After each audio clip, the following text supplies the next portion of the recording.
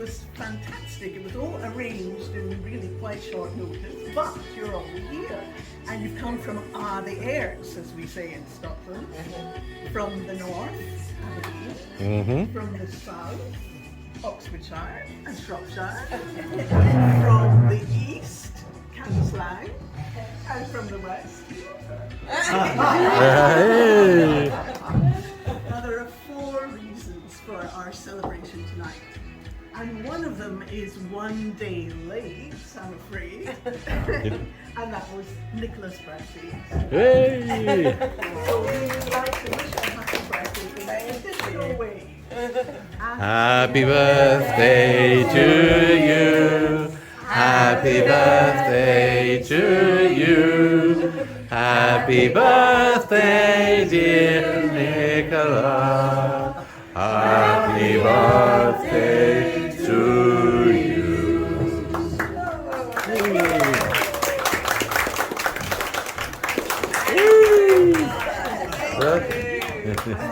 The cake is going to be removed and we will be having it with tea and coffee with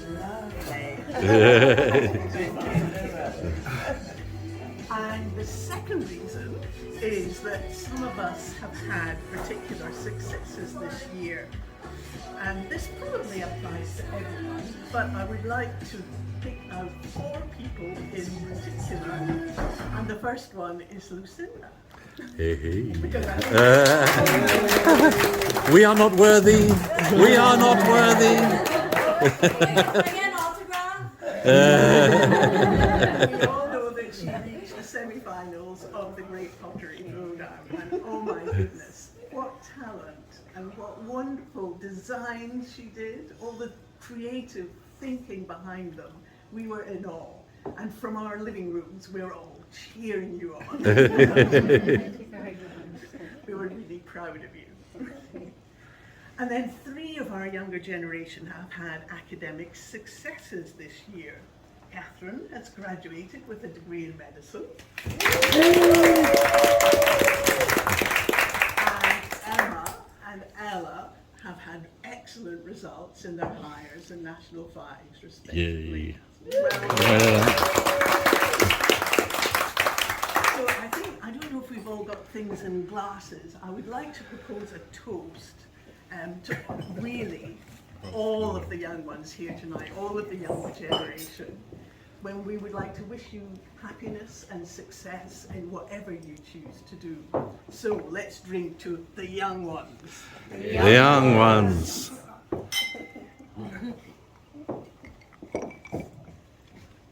And then the third reason, and we are on the right day for this one, 24 years ago, absolutely to the day, on the 15th of August 1998, Robin and I married in Wellington Church.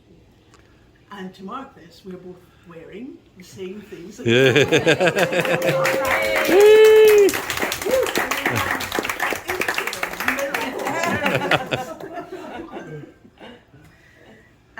We had both had sadnesses in our lives up to then, but we met and love blossomed, and all sorts of adventures took place, mostly up hills, through bogs, wading through rivers. But it's been a blessing and a joy to spend these autumn years with you, Robin, and I hope that there are many more of them. Yay.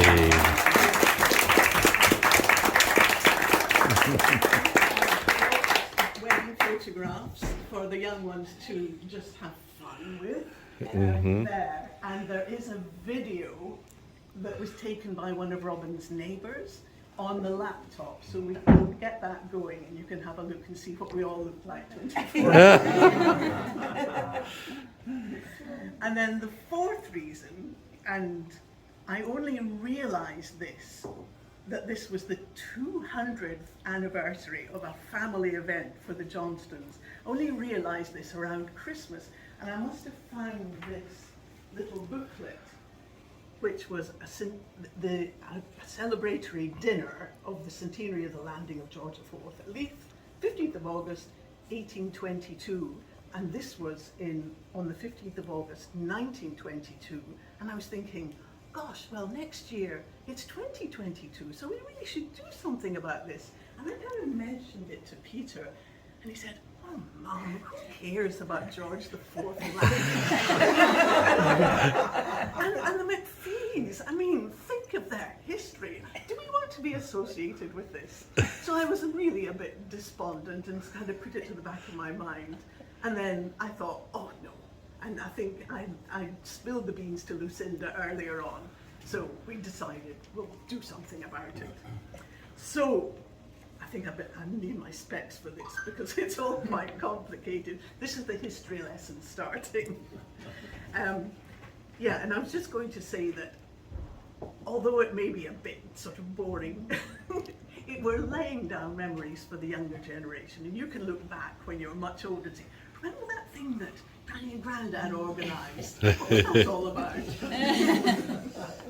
Anyway, what happened on the 15th of August, 1822? And then what happened on the 15th of August, 1922? Well, I hope the booklet that Peter has printed out, thank you very much, Peter, explains a little bit about it. But shall I put you all in context first of all? You'll find on page, which is that one? 4. Page 4, a picture of Ellen Bland Macfie. And she's dressed as if she were in the 1820s. And this was actually taken in 1922 at the celebration. So she's dressed as if she were back 100 years. And she was the grandmother of Duncan and Christopher. Duncan being Peter and Isla's dad, and Christopher being Lucinda's dad. So she's kind of in the middle. So she's coming down, your generations are coming down from her. But she, in turn, was the grandmother of John Macfie, who is our central character tonight. And she married James Johnston, who was a minister from the Borders, and that hence the surname's Johnston, not Macfie. I think Clive was saying, but why are you Johnstons? But these are Macfies. Anyway, it was her. And here tonight, we've got three times great grandchildren, and 6 4 times great grandchildren, and not here are Lucinda's 3 children, which makes 9 4 times, and also Thomason has got. Yes. So these are 5 times great grandchildren. So it's amazing. So the Macfies, now this is the bit where we get a bit, thinking about the past and was the past good or not.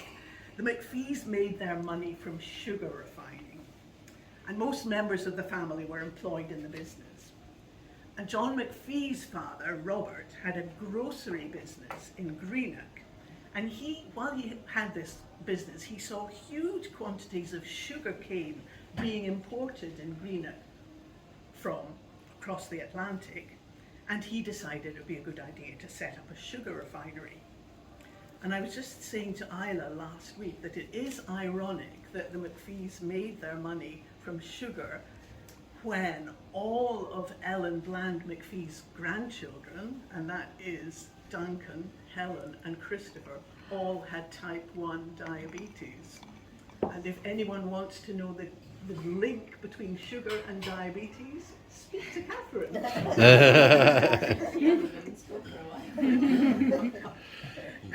So they had refineries in Greenock and Leith and Liverpool, so these were all ports where the sugar could come to.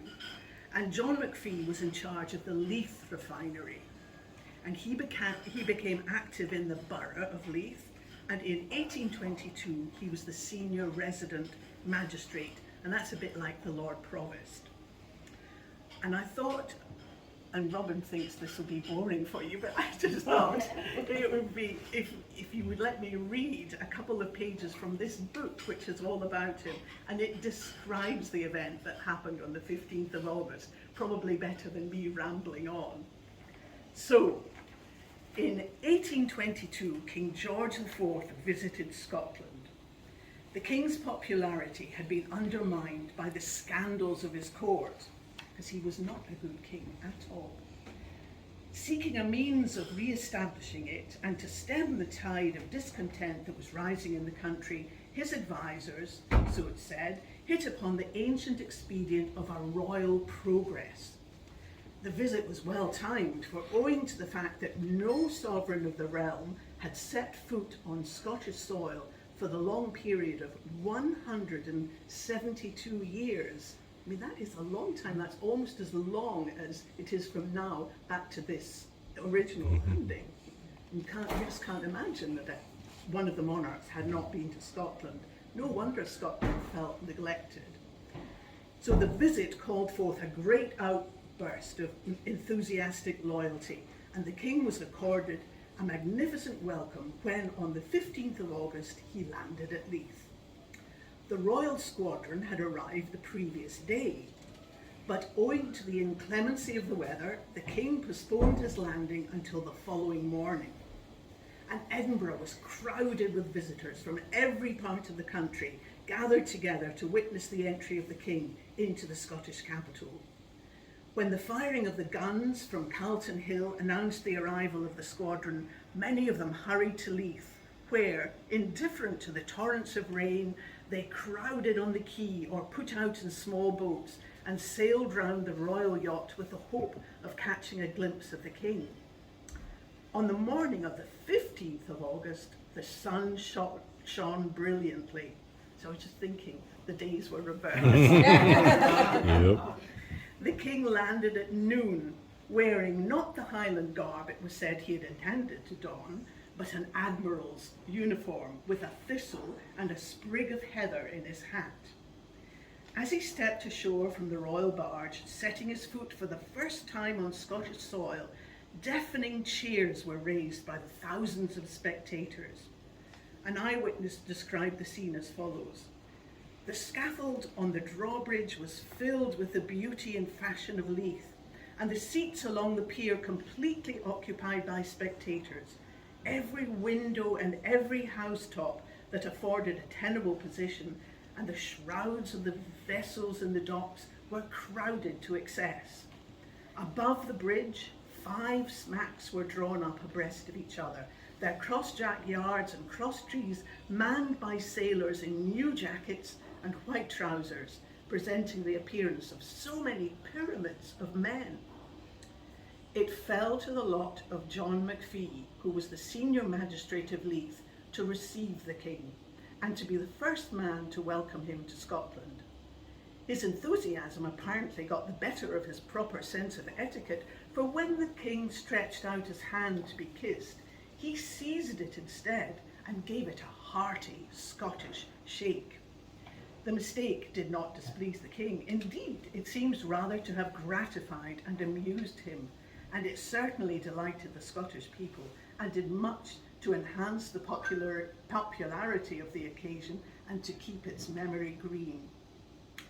Dear Father, John Macfie somehow found time to write that evening. This has been a great day for Leith, and as to honour, the most honourable in my life. So that's what happened then. And then, in 1922, the family, because it had been such a big family and they had talked about it over the years, they decided to celebrate it with a dinner and speeches and a pageant. And this all took place in Rowton Hall, Chester, where one of Ellen Bland Macfie's brothers lived. And I have the copy of the booklet, so if anybody wants to have a look at it, they can. They had a 9-course dinner. I'm afraid we didn't rise to that tonight. I think we've had enough to eat.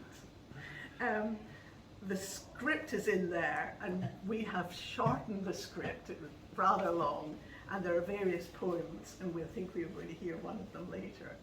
But at this point, I think I will just hand over to Robin, because he's going to do the casting.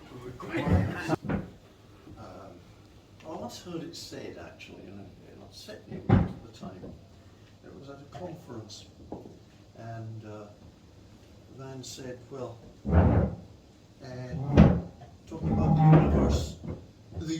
universe does not need an unmoved mover, but a conference does, which I thought was a pretty outrageous thing to say.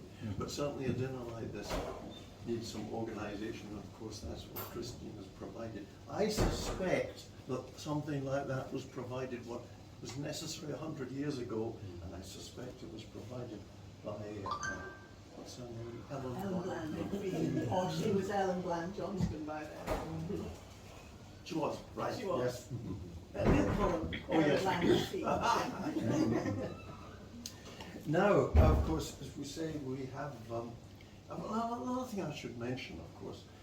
It's been pretty obvious from what Christine has just said that she is actually quite an experienced genealogist, actually. She's done an enormous amount of research, and not just in the Johnson family, in her own family. We went and met some third cousin sort of thing in Benbecula, and so a lot of research has been done in that. And she's done quite a bit of research even in my family, so much so that she is responsible for the publication of a manuscript that my father wrote in the 1940s and which lay on the shelf until just a few years ago. So,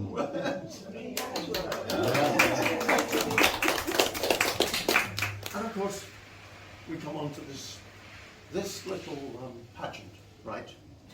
Now, when Christian originally described me as the casting director, and in that particular role, I think I've managed to do that bit. So the characters are listed there. The ghost of John Macfie. Now, that is going to be done by Lucinda, and she'll also do Bailey John Macfie when he's not supposed to be a ghost.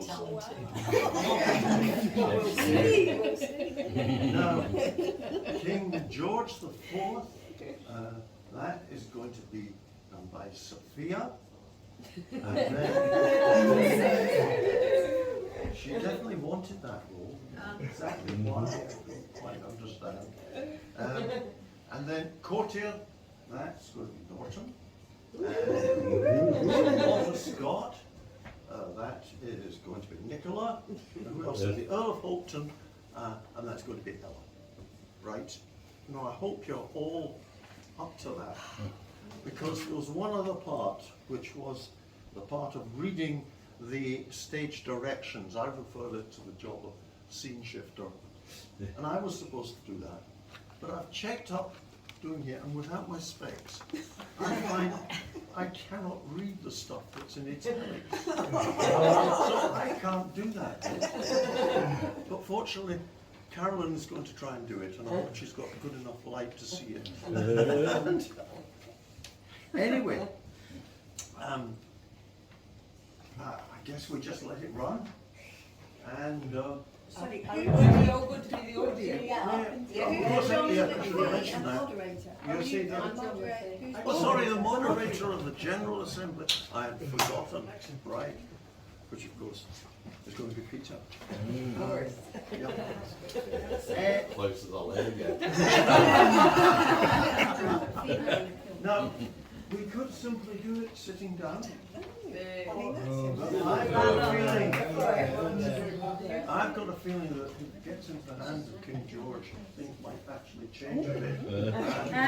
Anyway, right? You are the actress? Okay. Let the pageant begin. Scene 1. The ghost appears. Our thoughts, everybody, our thoughts Go back to August 15th, 1822. Can this great event be recalled? I am the ghost of John Macfie. Shall I try to call up the past? Certainly, if such a thing is possible. Come to my aid, O times long past, inspire brain and memory. Scene 2, in London.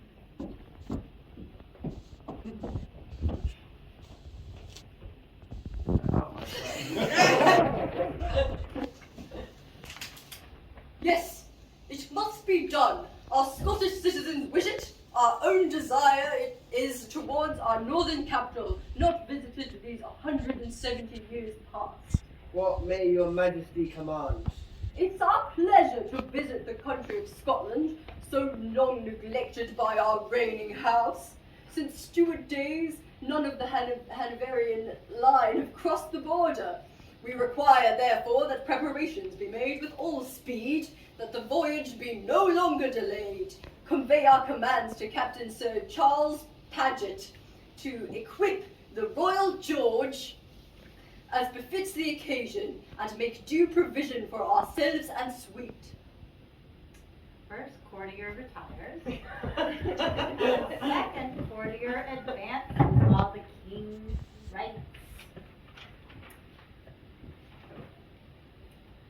This letter we require to be placed in the hands of Lord Melville, Lord Privy Seal for Scotland, that he may without delay inform by special courier the Lord Provost of Edinburgh, the Chief Magistrate of Leith, and other persons concerned, that it is our pleasure to sail on 8th of August from Tilbury Dock, and to land, like our ancestors of old, at the ancient port of Leith, as soon thereafter as wind and weather permit. It is our wish also to reside for the time at Dalkeith Palace, and to hold receptions at Holyrood Palace for the loyal citizens, both male and female, of our ancient realm. Second courtier bows and retires. Scene 3. Leith landing stage. Waiting on the stage are courtiers, ladies, and Bailey Macfie. Sir Walter Scott arrives. His Majesty arrives at last. He could only set sail on the 11th, and his stormy weather has caused a delay. The impatience of his loyal subjects has needed curbing, but the joyful moment arrived for His Majesty to set foot on Scottish ground. See, yonder is the block of mahogany where he must step on landing. Behind the stage, there are sounds of clapping, cheering, a bugle sounds, flags wave, and the king steps up, followed by his attendants. Bailey Macfie advances, and instead of kissing the king's outstretched hand, he gives it a hearty handshake.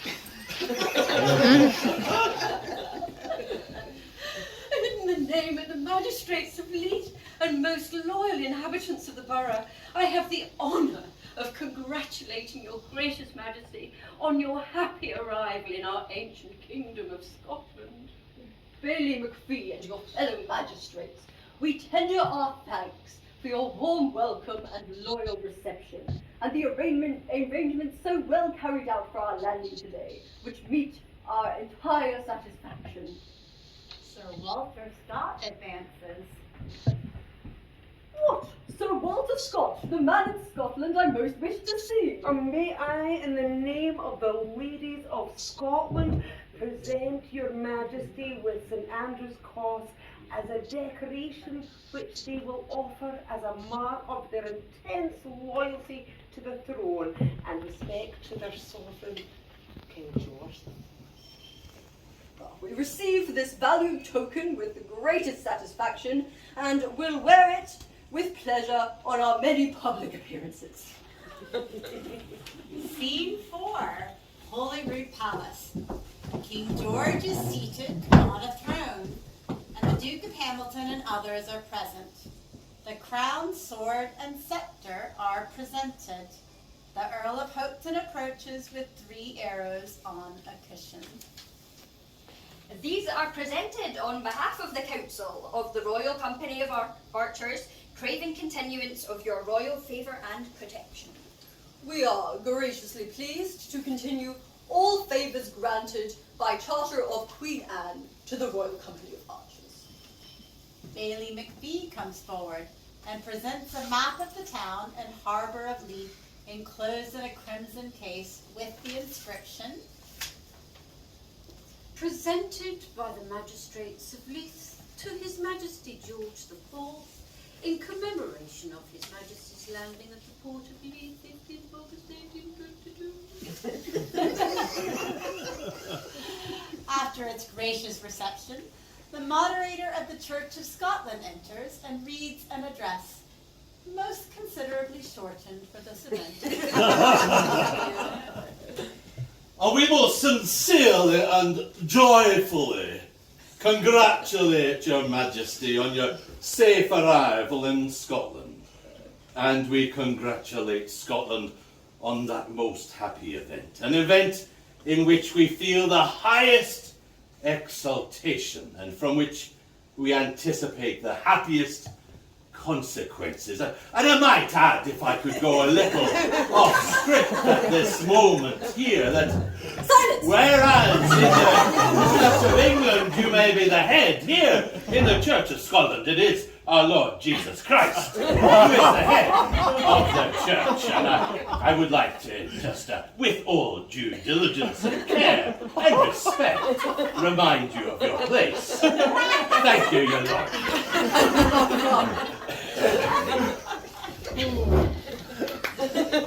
I thank you for these expressions of fidelity and attachment, in the sincerity of which I place implicit confidence. It is with the utmost satisfaction that I avail myself of this opportunity of confirming in person the assurances I have given, through my representative, that I will maintain inviolate these rights and privileges to which the Church of Scotland is entitled. Quite right. By the most solemn compacts, in your continued exertions to promote true religion and to inculcate loyalty and obedience to the laws, you may rely on my constant support and protection. I cordially unite with you in grateful acknowledgements to Almighty God for His signal protection of my people in the time of general peril and calamity, and in an earnest prayer that through His divine assistance I may be enabled to protect their liberties and to advance their prosperity and happiness. Scene 5, that was the actual address. Ghost of Bailey Macfie enters.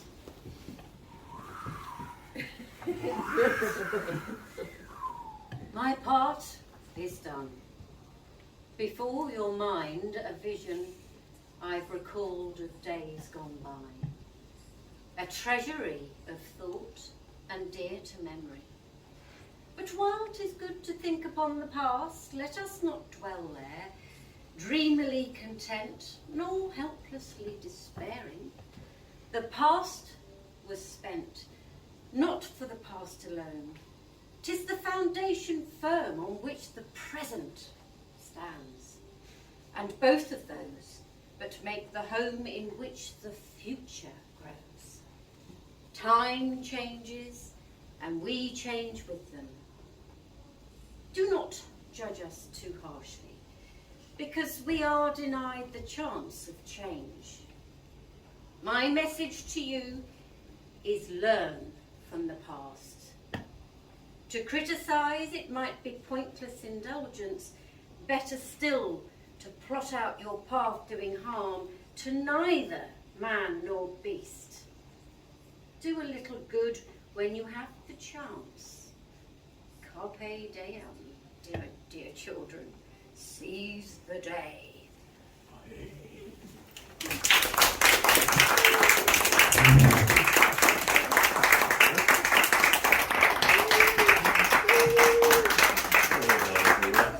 Well done, well done. Coming by the pier o' Leith, man, did ye see the gallant show? Crowds abund and crowds beneath, man, waiting for him in a row.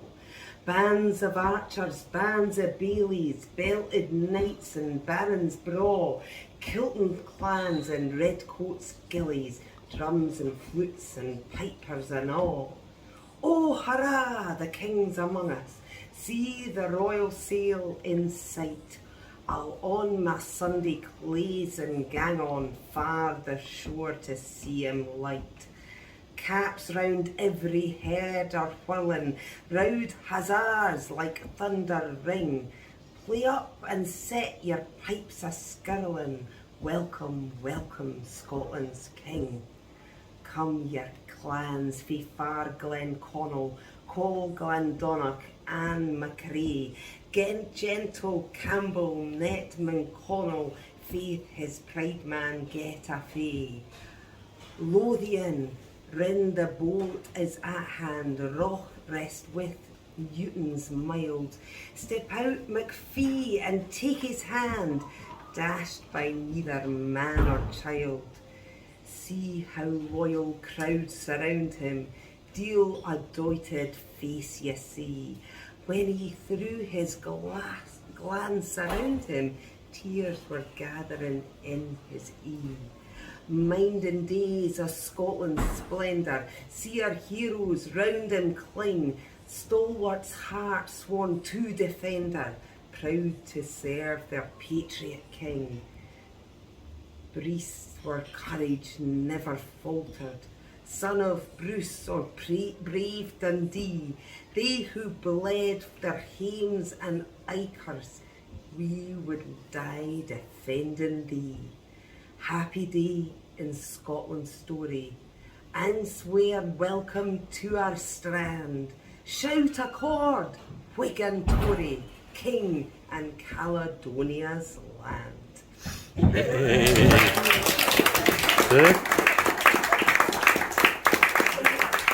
Good job.